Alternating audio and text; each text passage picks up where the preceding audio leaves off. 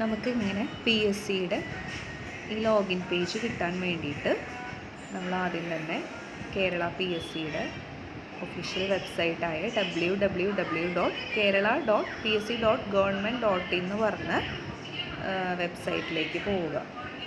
അതിന് വേണ്ടിയിട്ട് Kerala PSC login ഗൂഗിളിൽ സെർച്ച് ചെയ്താൽ മതി. അപ്പോൾ നമുക്കിങ്ങനെ ഒരു പേജ് വരും.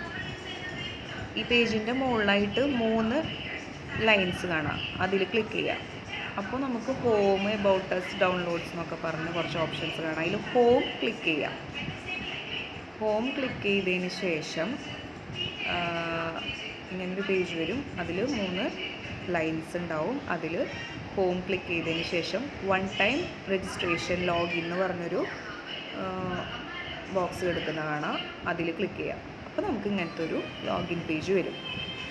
നമ്മളുടെ യൂസർ ഐഡിയും പാസ്വേഡും ആക്സസ് കോഡും ടൈപ്പ് ചെയ്ത് കഴിഞ്ഞാൽ നമുക്ക് നമ്മളുടെ ലോഗിൻ പേജിലേക്ക് ഒരു ഇൻ്റർഫേസോടുകൂടി ഓപ്പൺ ആയി വരും. അപ്പോൾ നമുക്ക് എക്സാംസിൻ്റെ ഡീറ്റെയിൽസും കാര്യങ്ങളൊക്കെ അതിൽ കാണിക്കും. PSC തുളസി ഇപ്പോൾ നമുക്ക് കുറേ മാറ്റങ്ങളൊക്കെ വന്നിട്ടുണ്ട്.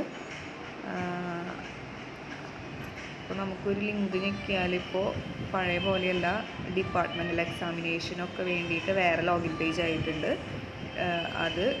അതിൽ നമ്മളുടെ യൂസർ ഐഡിയും പാസ്വേഡും കൊടുത്താൽ ലോഗിൻ ആവില്ല.